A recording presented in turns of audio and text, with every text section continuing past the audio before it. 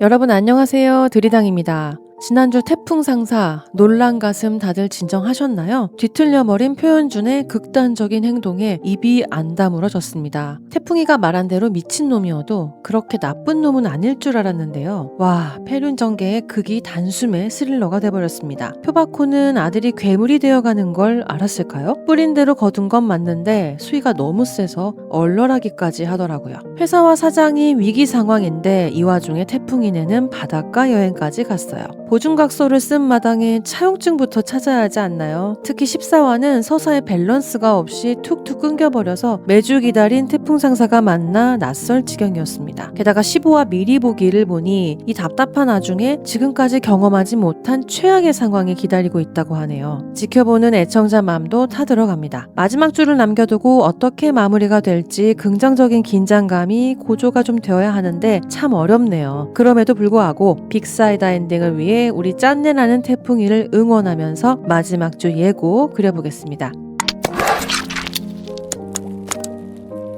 먼저 13화와 14화의 핵심이었죠. 표현준이 낸 방화와 차용증을 알게 된 태풍의 행보입니다. 그렇게까지 나쁜 놈은 아니라 믿었던 표현준이 방화라는 어퍼컷을 날렸는데요. 아들이 당하는 게 표상선이 당하는 거라 생각하고 표바코가 불을 낼 줄 알았는데 표현준 짓이었습니다. 수단 방법 가리지 않고 강태풍을 지려밟고 싶은 욕망을 그대로 실현했어요. 표현준이 방화를 냈을 때 본인의 라이터를 사용했죠. 그럼에도 수사 과정에서 용의자를 특정하지 못하고 넘어가 버리는 건 납득이 좀 되지 않더라고요. 무튼 태풍은 국가사업 납기일을 맞추고자 백방으로 알아보지만 시중에 옥수수로 만든 수술용 장갑은 씨가 마른 상태입니다. 독점에 생산하는 이글스로부터 300만 개를 모두 표현준이 확보해버렸기 때문이에요. 누군가 고의로 낸 듯한 방화에 딱 필요한 300만 개가 표상선에 있다니 모든 퍼즐이 맞춰진 태풍은 표현준을 찾아가죠. 그리고 고개 숙여 장갑을 달라고 합니다. 회사에 존립이 걸린 기로에서 대표로서의 무게와 울분 지켜보기 너무 안타까웠습니다. 방화의 진실을 알게 된 미선이 주먹을 날려주지 않았다면 이 채증이 정말 답답할 뻔했어요. 자신에게 고개 숙인 태풍을 보며 기세가 등등해진 표현준. 그렇게라도 태풍을 이겨 아버지에게 인정을 받고 싶었을 겁니다. 그런데 아버지가 한마디 상의 없이 확보해둔 수술용 장갑을 태풍에게 넘겨버립니다. 부자 갈등이 극에 달하며 표바코는 끝내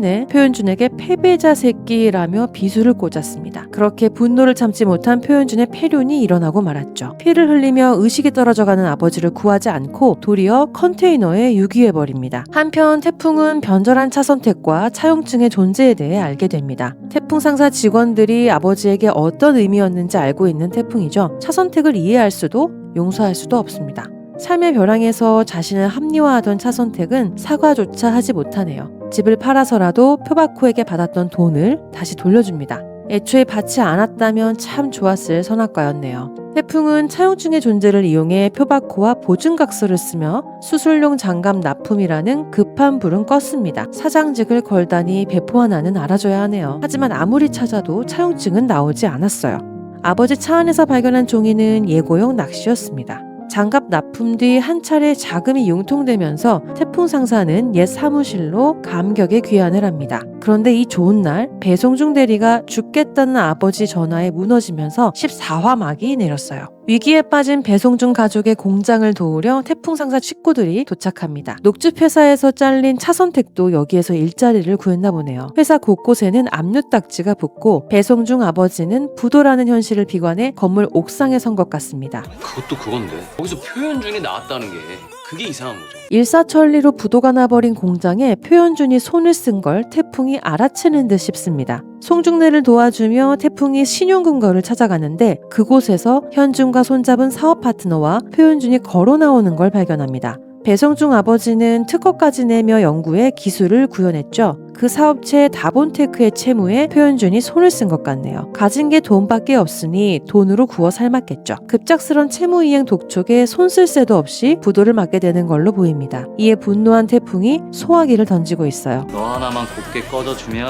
저기 밖에 있는 사람들은 그나마 밥그릇은 지킬 텐데 표현주는 기어이 태풍이 작성했던 보증각서를 찾아들고 옵니다. 차용증을 미반납했으니 약속대로 사장직을 떠나야 되는 거죠. 태풍 상사를 손에 넣은 표현주는 회사 물건까지 모두 빼앗아가는 모양새입니다. 아버지의 명패만큼은 빼앗길 수 없었던 태풍과 회사 식구들은 표상손에 잠입합니다. 그렇게 명패를 찾아 냅다 도망을 가네요. 태풍 상사가 어디로 가든지 명패는 지금 한 몸처럼 챙기는데요. 지속적으로 등장하는 명패에 차용증이 있으리라는 건 이제 거의 기정사실이 되어가는 것 같습니다. 명패가 나올 때마다 화면에 들어가서 대신 열어보고 싶을 정도예요. 그렇게 차용증을 찾게 된다면 보증각서에 약속한 대로 반납이 가능해집니다. 각서를 작성했을 당시 표상손의 대표는 표바코였고 반납을 위해 당일 표상손에 찾아와 유성매직으로 다녀갔음을 태풍이 남겨뒀죠. 아빠 기다려줘. 나 절대 포기하지 않을 거니까. 후기란 없는 태풍이 그렇게라도 태풍 상사를 지켜내기를 간절히 바라고 있겠습니다. 더불어 컨테이너 안의 표바코는 허무하게 사망할까요? 신복이었던 하 실장이 그를 구해주지 않을까 싶습니다. 표바코의 부재와 대표 행세를 하는 표현준을 보면서 그는 직감적으로 알 겁니다. 표바코를 제거하기 위해 표현준이 손을 썼다는 걸요. 사실 하 실장은 회사 대표가 누가 되건 그저 고개를 조아려 일하는 부하 직원입니다. 하지만 표바코에게만큼은 절대적으로 충성해 왔죠. 하 실장은 표바코의 아킬레스건인 차용증의 내용까지 알고 있습니다.